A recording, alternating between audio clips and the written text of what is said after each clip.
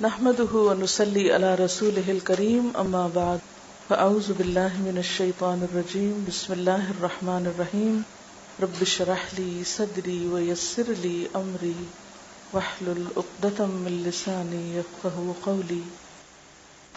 عن ابي هريرة قال قال رسول الله صلى الله عليه وسلم انما يبعث الناس على نياتهم رواه ابن ماجہ. حضرت ابو ہریرہ رضی اللہ تعالی عنہ سے روایت ہے کہ رسول اللہ صلی اللہ علیہ وسلم نے فرمایا، بے شک لوگ اپنی نیتوں پر اٹھائے جائیں گے.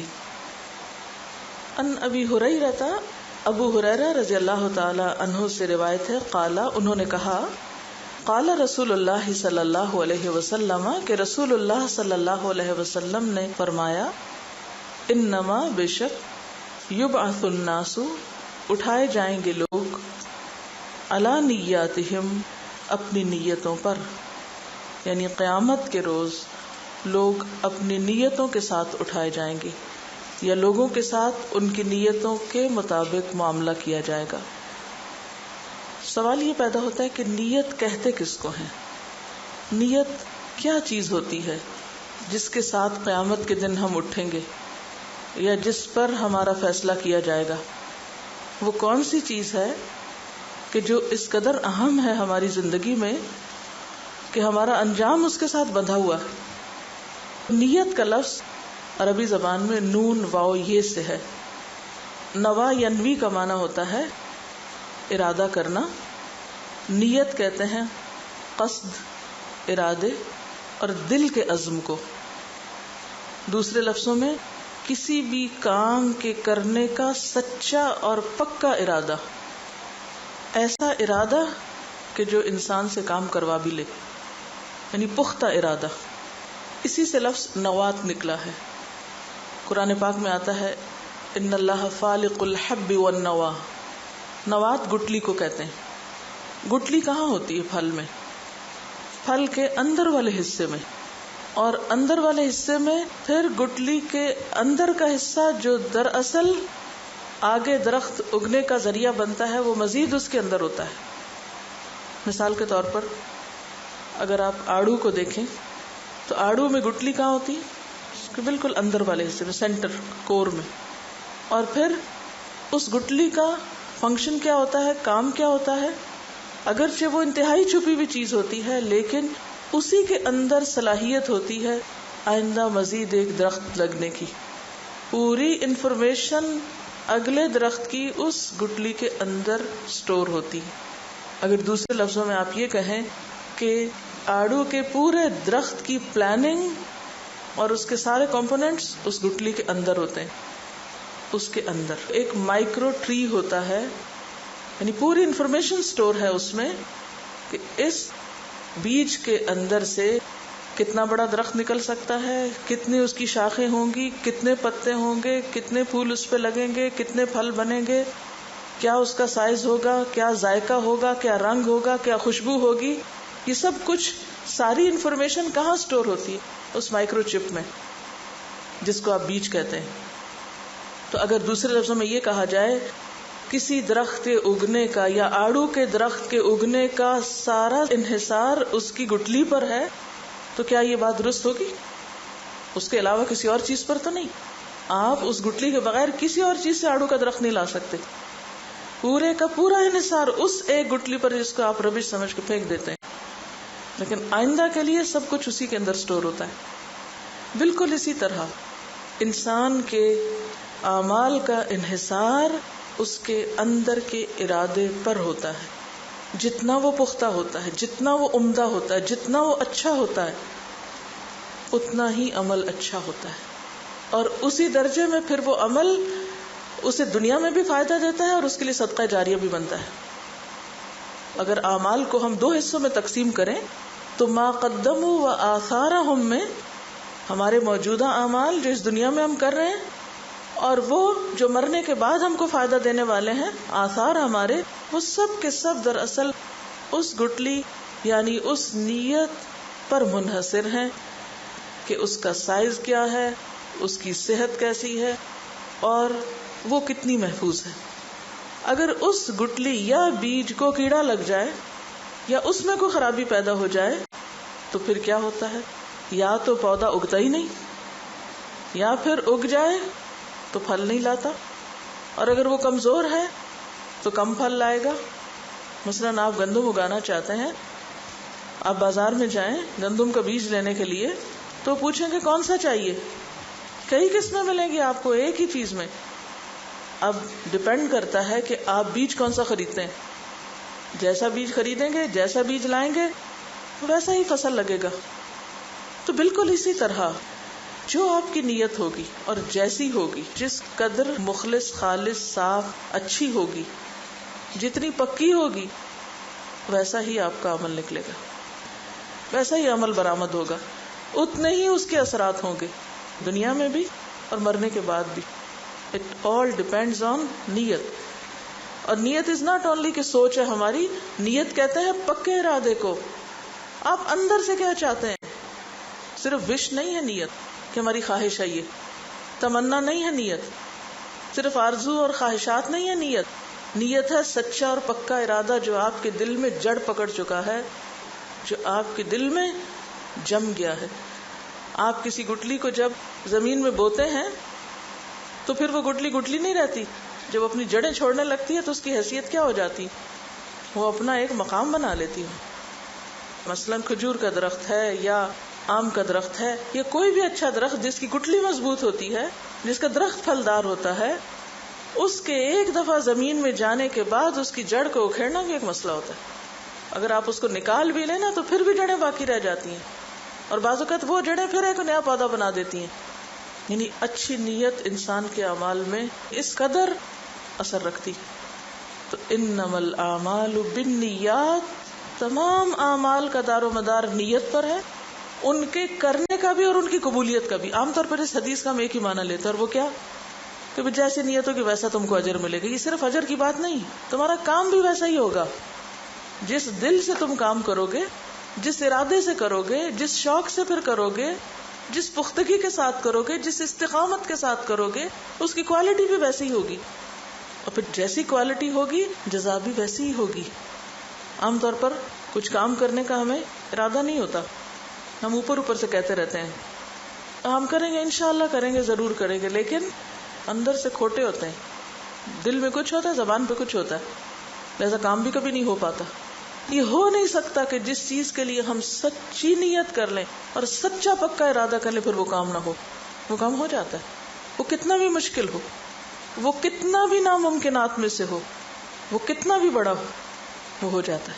اور پھر قیامت کے دن اللہ تعالیٰ جب آپ کو اجر دیں گے، جزا دیں گے، تو وہ بھی محض ظاہری شکل و صورت کو دیکھ کے نہیں دیں گے، کیونکہ آپ نے دیکھا ہوگا کہ جس پودے کی جڑ نہیں ہوتی وہ کتنا بھی بڑا وہ بہت جلدی سوکھ جاتا ہے، نہ وہ پھل لا سکتا، نہ اس کا کوئی شیڈ رہتا ہے باقی، اور نہ ہی کچھ اور، وہ ختم ہو جاتا ہے۔ بالکل اسی طرح وہ عمل جو محض نمائشی ہو، جو پودا کہیں سے کاٹ کے آپ نے لا کے نمائش کے لیے لگایا ہو گھر میں، عام طور پہ پہلے لوگ کیلے کے درخت لگایا کرتے تھے شادی بیاہ کے موقع پر سجاوٹ کے لیے، تو وقتی نمائش ہوتی تھی، وقتی طور پہ وہ جگہ سج جاتی تھی، لیکن اس سے کبھی کوئی پھل نہیں نکلا تھا، وہ پودا خود بھی سروائیو نہیں کرتا۔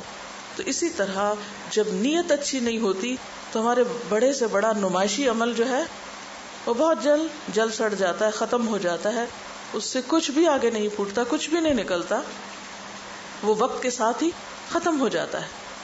اور ایک اچھی نیت سے کام کا آغاز ہو، پھر اس کے بعد اگر اس میں خلل آ جائے، مثلاً آپ نے اچھا سا بیج بویا زمین میں لیکن پھر حفاظت نہیں کی اس زمین کی، اس کے ساتھ اور جھاڑ جھنکار نکل آئے، یا پھر یہ کہ کیڑا لگ گیا اس کی جڑ کو اور آپ نے پرواہ نہیں کی، توجہ نہیں دی، تو بھی اچھا درخت نہیں نکلے گا۔ تو یہ بھی کافی نہیں کہ ہم ایک دفعہ اچھی نیت کر لیں، اچھا ارادہ کر لیں اور اس کے بعد غافل ہو جائیں اس سے، نہیں، پھر آپ کو اس کے ساتھ ساتھ دیکھنا پڑے گا، کیئر کرنی پڑے گی کہ کہیں ایسی تو نہیں کہ نیت بدل گئی۔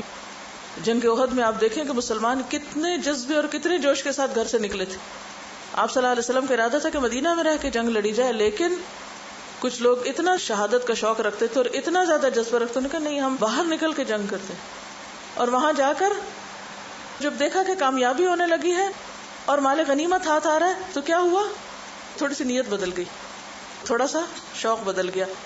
اب کیا تھا؟ وہ نکلے تھے جہاد کرنے، اور وہاں جا کے دنیا نظر آئی تو نیت بدلی اور فتح ناکامی میں بدل گئی. جنگ احد میں ناکامی کے اوپر اللہ تعالیٰ تبصرہ کرتے ہوئے فرماتے ہیں وَلَقَدْ صَدَقَكُمُ اللَّهُ وَعْدَهُ، اللہ نے تم سے اپنا وعدہ سچا کیا تھا. اِذْ تَحُسُّونَهُمْ بِإِذْنِهِ، جب ان کو تم تہس نہس کر رہے تھے اللہ کے اذن سے، نہیں دشمنوں کو ختم کر رہے تھے.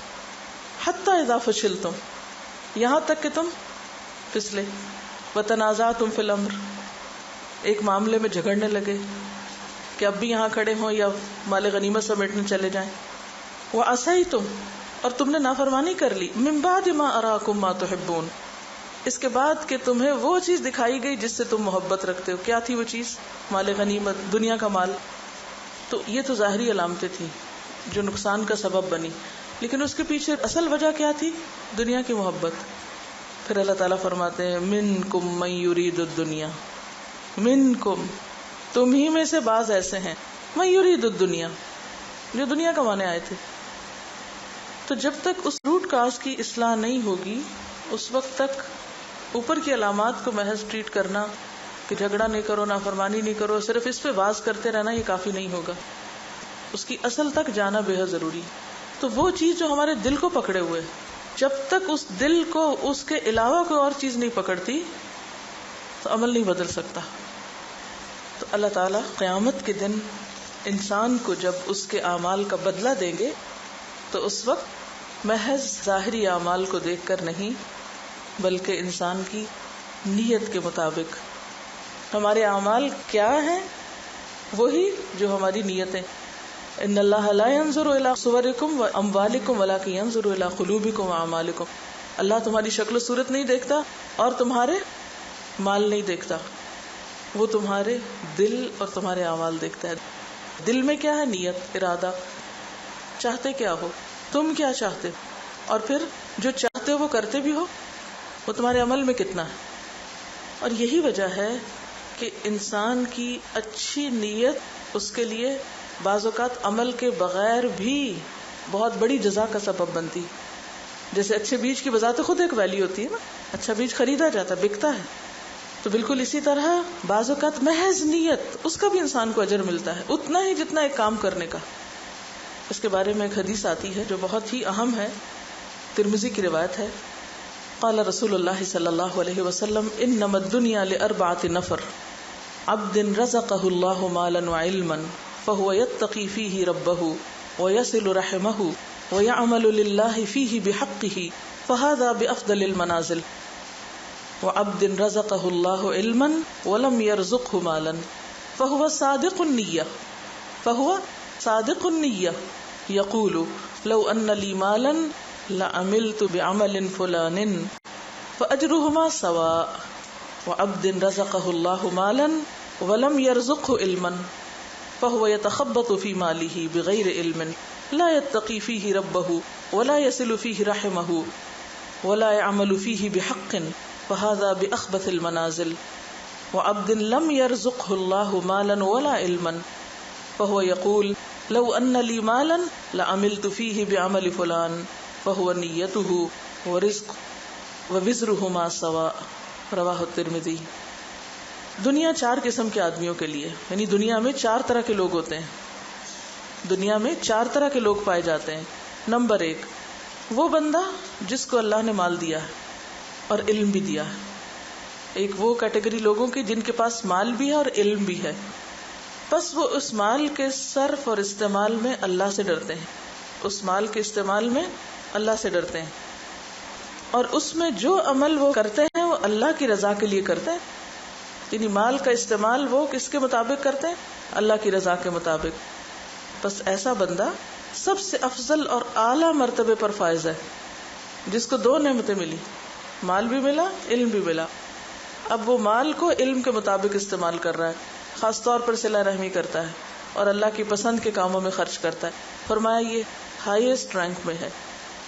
دوسرا وہ بندہ جس کو اللہ نے علم تو عطا فرمایا لیکن مال نہیں دیا، بہت سمجھدار ہے لیکن مال نہیں ہے اس کے ہاتھ میں، لیکن اس کی نیت بہت سچی ہے، صادق النیت ہے، سچا پکا ارادہ ہے اس کے اندر. کس بات کا؟ وہ اپنے دل اور زبان سے کہتا ہے کہ اگر مجھے مال مل جائے تو میں بھی اس مال کو فلاں شخص کی طرح اچھے کاموں میں لگاؤں گا. یعنی پہلے شخص کو کاپی کرتا ہے جس کے پاس علم اور مال ہے. فرمایا فَأَجْرُهُمَا سَوَاءٌ، ان دونوں کا اجر برابر ہے. یعنی ایک وہ جس کو اللہ نے مال دیا اور وہ مال خرچ کر رہا ہے اچھی نیت کے ساتھ اچھی جگہ پر، اور دوسرے کے پاس مال ہے کوئی نہیں، وہ صرف اچھی نیت رکھتا ہے، لیکن اجر میں یہ دونوں برابر ہیں. اب دوسرا تو صرف نیت رکھے ہوئے ہے، کیا تو اس نے کچھ بھی نہیں، لیکن چونکہ اس کی نیت بہت سچی ہے، کھری ہے، خالص ہے، اللہ کو اس کے جذبے اور تڑپ کا پتہ ہے، لہٰذا صرف اس کے جذبے کی وجہ سے اللہ تعالیٰ اس کو اجر میں پہلے شخص کے برابر لا کھڑا کریں گے. یہ ہے انما الاعمال بالنیات یا انما یبعث الناس علی نیاتہم. قیامت کے دن اگر عمل بہت زیادہ نہیں بھی ہیں لیکن آپ دل کے اچھے ہیں، آپ نیت کے سچے ہیں، تو آپ کو بھی مقربین میں جگہ مل سکتی ہے، کیونکہ آپ کے پاس وہ اسباب اور صلاحیتیں اور وسائل اور وہ سب کچھ تھا نہیں جس سے آپ بہت اچھے اچھے کام کر سکتے، لیکن آپ کے اندر جذبہ بہت تھا، تو تھوڑے سے کام بھی آپ کے لیے بہت بڑے ہو گئے. پھر ایک وہ شخص ہے جس کو اللہ نے مال تو دیا ہے مگر علم نہیں دیا. مال ہے، علم کوئی نہیں، کچھ پتہ نہیں کہاں خرچ کرنا چاہیے کہاں نہیں، بس وہ نادانی کے ساتھ خدا سے بے خوف ہو کر مال کو اندھا دھند غلط راہوں پہ خرچ کرتا ہے اور اس کے ذریعے صلہ رحمی نہیں کرتا، اور جہاں خرچ کرنا چاہیے وہاں نہیں کرتا. یہ لوگ سب سے برے مقام پر ہیں، یعنی اللہ کے نزدیک بدترین ہیں کہ جن کو اللہ نے اتنا کچھ دیا لیکن وہ اس کو ضائع کر رہے ہیں. ایسا مالدار انسان اللہ کے ناپسندیدہ بندوں میں سے ہے. اور چوتھا وہ شخص ہے جس کو اللہ نے نہ مال دیا ہے نہ علم دیا ہے، محروم دونوں طرح سے، لیکن حال یہ ہے کہتا ہے اگر مال مل جائے تو میں بھی فلاں کی طرح خرچ کروں. کس کی طرح؟ تیسرے شخص کی طرح جو غلط کاموں میں مال خرچ کر رہا ہے. یعنی اگر مجھے بھی مل جائے تو میں بھی اس طرح جوا کھیلوں یا فلاں اور فلاں غلط کام کروں، میں بھی ہوں عیش و عشرت میں لٹاؤں. بس اس کی نیت یہی ہے. تو ان دونوں شخصوں کا گناہ برابر ہے. اب یہ بدقسمت نہ مال ہے نہ علم ہے، صرف بری نیت سے کہاں پہنچ گیا؟ برے مقام پہ، برے درجے پر. اچھا، اس سے کیا پتہ چلتا ہے کہ اسلام ہمیں کیسی سوچ دینا چاہتا ہے؟ یہ سب کچھ ہمیں کس طرف لے جاتا ہے؟ پازیٹیو تھنکنگ کی طرف، ایک مثبت سوچ. اور چوتھے شخص کی سزا نیگیٹو تھنکنگ کی وجہ سے. آپ کچھ کر سکتے ہو، نہیں کر سکتے ہو، مگر ارادے تو اچھے رکھو، سوچو تو صحیح. سوچنے پر کیا قیمت آتی ہے آپ کی؟ کیا مشکل؟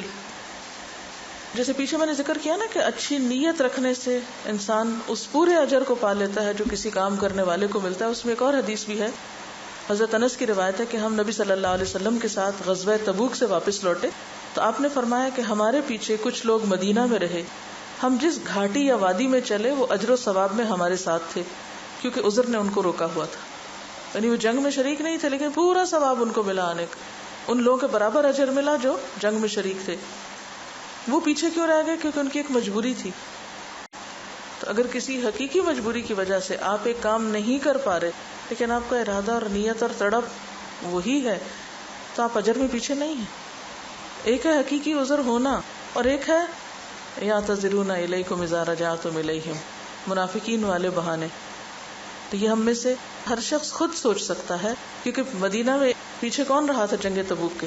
دو گروہ رہے تھے، ایک سچے مخلص مومن رہے تھے اور دوسرے منافقین رہے تھے.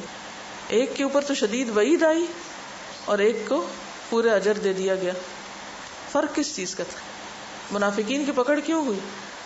اور دوسری طرف انہی لوگوں کے ساتھ اسی شہر میں کچھ اور لوگ ہیں کہ جن کے آنسو بہتے تھے کہ ہم بھی یہ کام کر سکتے، ہم بھی جا سکتے. عذر نے ان کو روکا ہوا تھا. ان کو پورا پورا اجر گھر بیٹھ کے دے دیا گیا. بظاہر شکل کے اعتبار سے دونوں ایک ہی طرح کا کام کر رہے ہیں نا، بظاہر عمل تو ایک جیسا ہے، منافقین کا عمل بھی وہی ہے جو مخلص مسلمانوں کا ہے، لیکن دل کی کیفیت دونوں کی فرق ہے. تو پھر ہمیں بھی جائزہ کس چیز کا لینا ہے کہ ہمارے اندر کی کیفیت کیا ہے، اس کی فکر کرنی چاہیے.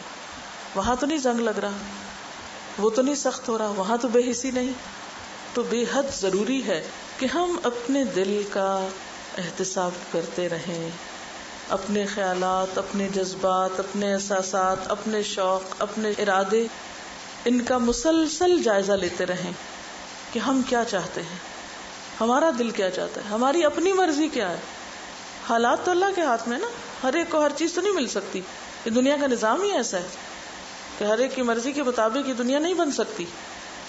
اب ہمیں دیکھنا یہ ہے کہ اگر اعمال کا دار و مدار نیت پر ہے یا نیت زیادہ امپورٹنٹ چیز ہے تو پھر نیت کا اچھا ہونا کیا معنی رکھتا ہے؟ کس کو اچھی نیت کہیں گے, کس کو خراب نیت کہیں گے, یا نیت پھر کیا چیز ہے؟ تو بات یہ ہے کہ نیت اس خیال کا نام ہے جو ہمارے دل میں اتر جاتا ہے اور پھر اندر جا کے جڑ پکڑ لیتا ہے اور ایک گرہ لگا لیتا ہے. پھر وہ چیز ہمارے شوق بن جاتی ہے, پھر وہ چیز ہمارا خیال بن جاتی ہے, پھر ہماری گفتگو کا حصہ بن جاتی اور پھر کسی وقت عمل میں بھی ڈھل جاتی. اور اگر عمل تک پہنچنے کا وقت نہ بھی آئے تو ایٹ لیسٹ وہ ہمارے خوابوں کا حصہ, وہ ہماری گفتگو کا حصہ ضرور رہتی. یعنی مجھے لگتا ہے کہ نیت ایک طرح سے دل میں اترا ہوا وہ الہام اور وہ خیال اور وہ سوچ ہوتی ہے کہ جو ہمارے دل کو جا کے پکڑ لیتی ہے. یعنی اصل میں نیت ہے کیا؟ دل کی کیفیت کا نام ہے نا. اس نے جا کے پکڑ لیا اندر سے. اب جو چیز دل کو پکڑ لے اس کا پھر حال کیا ہوتا ہے؟ پھر کیا ہوتا ہے اس کے ساتھ؟ جو چیز آپ کے دل کو لگ جائے پھر آپ لازماً اس چیز کے حصول کے لیے خاتمہ مارنے لگتے ہیں. اسی طرح اچھی نیت سے مراد نمبر 1 اچھے کاموں کا پختہ ارادہ, پکا ارادہ, سچا ارادہ. یعنی اچھی نیت کی پہچان صادق النیت ہونا, نیت میں سچا ہونا. کیونکہ بعض اوقات وہ ہمارے دل میں ہوتا نہیں جو ہم زبان سے کہہ رہے ہوتے ہیں. ہم غلط کام کر کے کہتے نہیں ہماری نیت بہت اچھی تھی, ایک اور جھوٹ بولتے ہیں. کیونکہ اگر نیت اچھی ہوتی تو کام کیسے اچھا نہ ہوتا؟ یعنی یہ کیسے ہو سکتا ہے کہ بیج اچھا اور درخت اچھا نہ نکلے؟ یہ ہو سکتا؟ محال ہے. تو اچھی نیت سے مراد نمبر 1 سچی نیت ہے, نمبر 2 اللہ کے لیے کام کرنے کی نیت ہے. کسی بھی تعریف سے, شہرت سے بے نیاز ہو کر لوگوں کی خوشنودی کے لیے نہیں, کوئی بھی اچھا کام اللہ کی رضا کے لیے کرنا, اس کا صلہ اور جزا اللہ سے چاہنا. جیسا کہ قرآن پاک میں تقاضا کیا گیا آپ سے, وَمَا أُمِرُوا إِلَّا لِيَعْبُدُوا اللَّهَ مُخْلِصِينَ لَهُ الدِّينَ, اور انہیں حکم نہیں دیا گیا تھا مگر اس بات کا کہ وہ اللہ کی عبادت کریں. کس طرح؟ اپنے دین کو اسی کے لیے خالص کرتے ہوئے. تو گویا تمام عبادات جس میں نماز, روزہ, حج, زکوٰۃ, عمرہ, قربانی, صدقہ, خیرات سب کچھ آتا ہے, ان سب کے پیچھے کچھ بھی جب ہم کرنے لگے, نماز کے 2 نفل کے لیے بھی کھڑے ہوں تو اس میں ریاکاری, دکھاوا نہ ہو, اللہ ہی کی خوشنودی مد نظر ہو, چاہے فرض کی ادائیگی ہو چاہے نفل کی ادائیگی ہو. اسی طرح چاہے روزہ رکھنے کی بات ہو یا حج عمرے کی بات ہو یا کچھ بھی ہو, اس میں کہیں دل کے کسی بھی گوشے میں یہ چیز چھپی نہ ہو کہ اس سے لوگوں پر میری نیکی کا ایک روب جمے, یا میں لوگوں کی نظر میں اچھی بن جاؤں, یا یہ کہ میری نیکی کا ایسا روب پڑے کہ اس کے نتیجے میں میرا کاروبار بہت اچھا ہو جائے, کہ لوگ ہیں کہ حاجی صاحب ہیں اس لیے اگر بزنس ڈیل کرنی ہے تو انہی سے کی جائے. نہیں, حج اللہ کی رضا کے لیے. پھر اسی طرح صدقہ خیرات ہو تو احسان جتانا نہ ہو, کسی کو دے کر اذیت دینا نہ ہو. لا تبطلوا صدقاتکم بالمن والاذى کالذی ينفق مالہ رئاء الناس ولا یؤمن باللہ والیوم الآخر, کہ اے لوگوں جو ایمان لائے ہو اپنے صدقات کو ضائع مت کرو اس شخص کی طرح جو محض دکھاوے کے لیے مال خرچ کرتا ہے. یعنی احسان جتا کے اذیت دے کے خرچ نہ کرو اس شخص کی طرح جو دکھاوے کے لیے مال خرچ کرتا ہے اور اللہ اور یوم آخرت پر بالکل ایمان نہیں رکھتا. تو اس کا عمل کیا ہے؟ بس ظاہری وقتی عمل ہے, اس میں کوئی پائیداری نہیں, وہ پتھر پہ پڑی ہوئی مٹی کی طرح ہے. فَمَثَلُهُ كَمَثَلِ صَفْوَانٍ عَلَيْهِ تُرَابٌ فَأَصَابَهُ وَابِلٌ فَتَرَكَهُ صَلْدًا لَا يَقْدِرُونَ عَلَى شَيْءٍ مِّمَّا كَسَبُوا, ان کو اپنی کمائی کا کچھ بھی حصہ نہیں ملے گا, کچھ صلہ نہیں ملے گا. پھر اسی طرح اللہ کے رسول صلی اللہ علیہ وسلم کو باقاعدہ تاکید سے کہا گیا, قُلْ إِنِّي أُمِرْتُ أَنْ أَعْبُدَ اللَّهَ مُخْلِصًا لَهُ الدِّينَ, مجھے حکم دیا گیا ہے کہ میں اللہ کی عبادت اپنے دین کو خالص اسی کے لیے کرتے ہوئے کروں. یعنی جو دین کا معاملہ ہے وہ خاص بندے اور رب کا معاملہ ہے, اس میں کوئی دوسرا شامل ہی نہ ہو. قُلْ إِنَّ صَلَاتِي وَنُسُكِي وَمَحْيَايَ وَمَمَاتِي لِلَّهِ رَبِّ الْعَالَمِينَ لَا شَرِيكَ لَهُ وَبِذَلِكَ أُمِرْتُ وَأَنَا أَوَّلُ الْمُسْلِمِينَ, کہ نیکی کے کاموں میں پیچھے نہ رہے انسان, اور جو کرے اس میں پھر اللہ ہی کی رضا مقصود ہو. اور جب ایک انسان ایسا ارادہ کر لیتا ہے تو صرف اس کا ارادہ ہی اس کے لیے ایک نیکی بن جاتا ہے. من ہم بحسنۃ ولم يعملها کتبت لہ حسنہ، جس نے کسی نیک کام کا ارادہ کیا لیکن کر نہیں سکا، اس کے لیے بھی نیکی لکھ لی گئی. تو یہ انعام کس کے لیے؟ جو صرف سوچ پر ہے، جس کا ارادہ سچا ہو. اسی طرح اگر بری نیت ہوگی تو اس پر سزا بھی ہے. یہ نہیں کہ صرف اچھی نیت کی جزا ہے، بری نیت کی سزا بھی ہے. مثلا مسلم کی ایک حدیث میں آتا ہے کہ جب دو مسلمان ایک دوسرے کو قتل کرنے کے لیے لڑے تو قاتل اور مقتول دونوں جہنمی ہوں گے. آپ سے پوچھا گیا کہ قاتل تو قتل کرنے کی وجہ سے جہنم میں جائے گا، مقتول کس لیے جائے گا؟ اس کا کیا قصور؟ وہ تو قتل ہو گیا. آپ نے فرمایا وہ بھی تو دوسرے کے قتل کے در پہ تھا، وہ بھی تو اسی ارادے سے باہر آیا تھا. ایک کا ارادہ پورا ہو گیا، دوسرے کا پورا نہیں ہوا. اس نے قتل نہیں بھی کیا تو بھی اس کی سزا وہی ہے جو قاتل کی ہے، کیونکہ اس کی نیت بھی وہی تھی جو قاتل کی نیت تھی. اب دو بیک وقت ایک دوسرے کو قتل نہیں کر سکتے تھے، ایک کر گیا دوسرا نہ کر سکا. تو ایک کو سزا تو قتل کی اور دوسرے کو سزا کس چیز کی؟ محض نیت کی، محض اس کے ارادے کی. اسی طرح مہر مقرر کرنے والے کے بارے میں آپ نے فرمایا کہ جو مہر مقرر کر کے نکاح کرتا ہے اور اس کی ادائیگی کا ارادہ ہی نہیں رکھتا، وہ زانی ہے. یعنی اس نے مہر مقرر کر لیا بہت بڑا، لیکن نیت میں کیا تھا؟ دینا دلانا کس نے؟ یہ تو صرف دکھاوے کے لیے، نمائش کے لیے ہے، یہ لوگوں پہ ایک روب جمانے کے لیے کہ ہم اتنا دے سکتے ہیں، لیکن ارادہ اور نیت نہیں تھی. تو آپ نے فرمایا کہ وہ زانی ہے.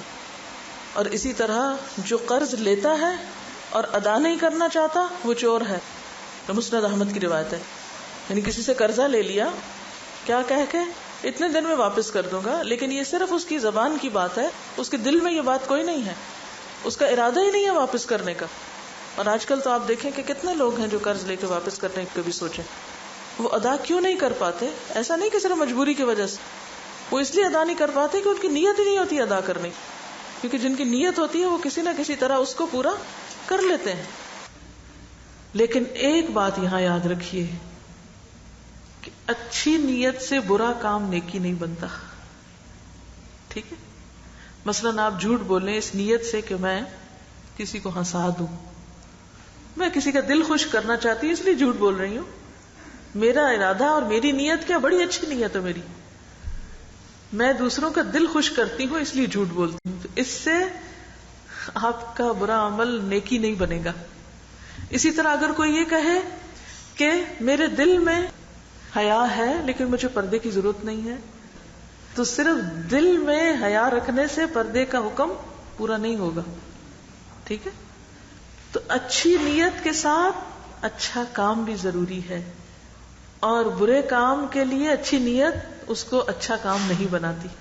ٹھیک ہے؟ جیسے وہ رابن ہوڈ کی کہانی پڑھی ہوگی، تو اس لیے چوری کرتا تھا کہ غریبوں کی مدد کرے.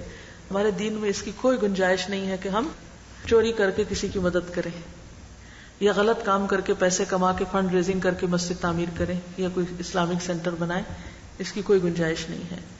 تو خلاصہ کیا ہوا کہ اسلام میں ظاہریت سے بڑھ کر انسان کے اندر کی اہمیت ہے. اللہ تعالیٰ انسان کی شکل و صورت، یہ صرف اس کے ظاہر کو نہیں دیکھتا، وہ اس کے دل کو دیکھتا ہے، اس کے ارادوں کو دیکھتا ہے، اس کی تڑپ کو دیکھتا ہے، اس کے جذبوں کو دیکھتا ہے. اور باقی انسان کی مجبوریاں، وہ تو جانتا ہے کہ کون کس مجبوری میں ہے، تو اس سے بڑھ کر ہمارے حالات سے کون واقف ہے. اس لیے قیامت کے دن جب انسانوں کو جزا سزا ملے گی تو وہ ان کی نیتوں کے مطابق ہوگی. اس وقت میں نے 2 حدیثیں آپ کے سامنے پڑھی تھی. ایک یہ ہے کہ قیامت کے دن انسان نیتوں پر اٹھائے جائیں گے، اور دوسری یہ تھی کہ انما الاعمال بالنیات. ایک دنیا کا پہلو ہے اور ایک آخرت کا پہلو ہے. دنیا میں ہم کیا کرتے ہیں، ہماری ایکٹیویٹیز، ہماری مصروفیات کیا ہیں، جس چیز کا ہمیں شوق ہوتا ہے، جس چیز کی ہمارے نزدیک اہمیت ہوتی ہے، جو ہم چاہتے ہیں. تو یہاں بھی ہمارے اعمال بتا رہے ہیں کہ ہماری اصل نیت کیا ہے دنیا میں رہنے کی. اور آخرت کے اعتبار سے بھی وہی سامنے آئے گا جو ہمارے دلوں میں ہوگا. وَحُصِّلَ مَا فِي الصُّدُورِ. تو بنیادی طور پہ تو پھر ایک ہی چیز ہے نا، نیت، جو یہاں کے اعمال کو بھی متاثر کر رہی ہے اور وہاں کے انجام کو بھی متاثر کر رہی ہے. جتنا اللہ سے تعلق مضبوط ہوگا، وَالَّذِينَ آمَنُوا أَشَدُّ حُبًّا لِلَّهِ، جتنی اللہ کی محبت شدید تر ہمارے دل میں ہوگی، اتنی زیادہ پھر نیت کی اصلاح ویسے ہی ہوتی چلی جائے گی. سبحانک اللہم وبحمدک، نشہد ان لا الہ الا انت، نستغفرک ونتوب الیک.